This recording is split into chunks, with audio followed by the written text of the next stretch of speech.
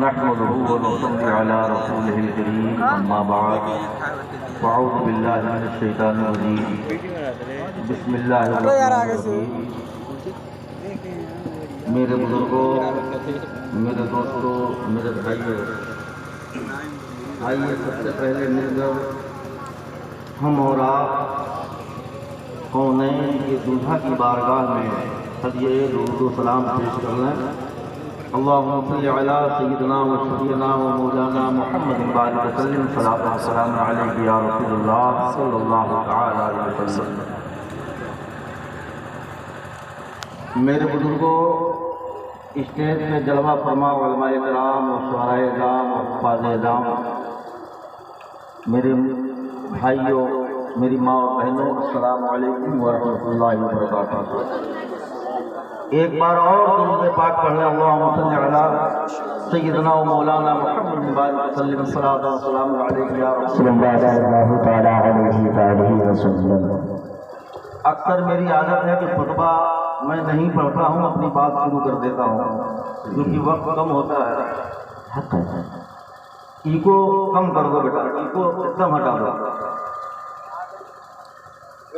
ایک دم سادہ سادہ آواز آئے، ایکو ہٹاؤ۔ میں سلام پیش کرتا ہوں اپنے تمام اہل و عیال کے ساتھ جو اسٹیج پہ جلوہ فرما ہے۔ کس کو میں سلام کر رہا ہوں؟ ان تمام بچوں کو جن لوگوں نے اس محفل کا آغاز کیا ہے اور یہ پوری سجاوٹ کر رکھی ہے۔ ذرا سا ہاتھ اٹھا تھا، کون کون لوگ اس میں شامل تھے؟ سبحان اللہ، سبحان اللہ۔ حضرت علامہ نووی علیہ رحمۃ و رضوان فرماتے ہیں، بچوں سنو تمہارے لیے ایک جملہ فرماتے ہیں کہ اللہ تبارک و تعالی ان بندوں کو جنت کے لیے چن لیتا ہے جو ہمیشہ رسول پاک کی میلاد کے لیے آگے رہتے ہیں۔ یعنی اللہ تعالیٰ ان کو چن لیتا ہے۔ تو آپ بڑے خوش نصیب ہو کہ اللہ تبارک و تعالیٰ نے یہ توفیق بخشی کہ رسول پاک صلی اللہ تعالی علیہ وسلم کی میلاد منا رہے ہو اور منانے کا ہم سب کو موقع دے رہے ہو۔ میرے بچوں، تم نہ ہوتے تو یہ سارے لوگ کہاں سے اکٹھا ہوتے بتاؤ؟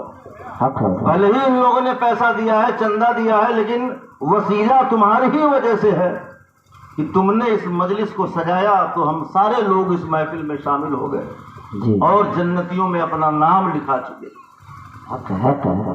میلاد بہت بڑی چیز ہے، کوئی چھوٹی موٹی چیز نہیں ہے۔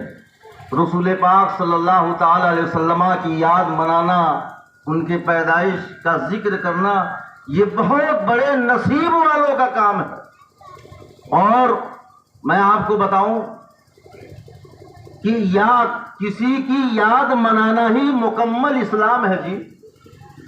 علماء کرام بیٹھے ہوئے ہیں اور اچھے اچھے عالم آپ کے اسٹیج پر ہیں جو پہلی فارسی سے لے کے بخاری شریف تک کی کتابیں پڑھاتے ہیں۔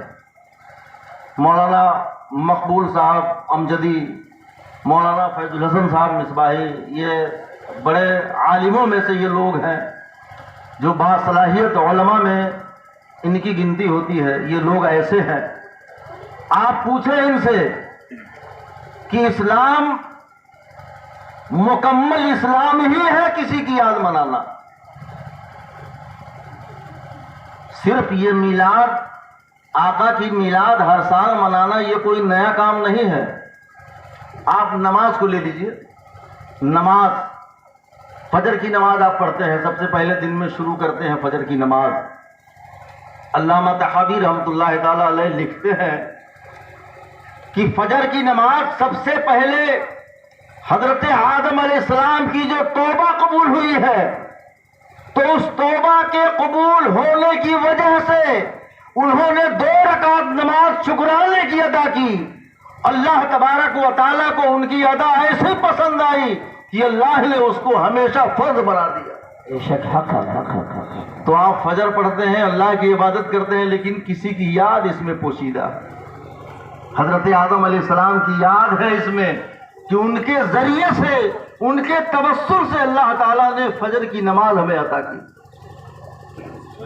اسی طرح سے ظہر کی نماز آپ پڑھتے ہیں، ظہر کی نماز حضرت عزیر علیہ السلام کو 100 سال اللہ نے موت عطا فرمائی، وہ انتقال کر گئے 100 سال تک۔